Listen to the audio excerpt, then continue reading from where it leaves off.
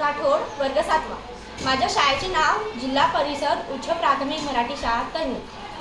आम्ही सर्व वर्ग 7वीतील विद्यार्थी माझी मराठी कविता सादर करीत आहोत।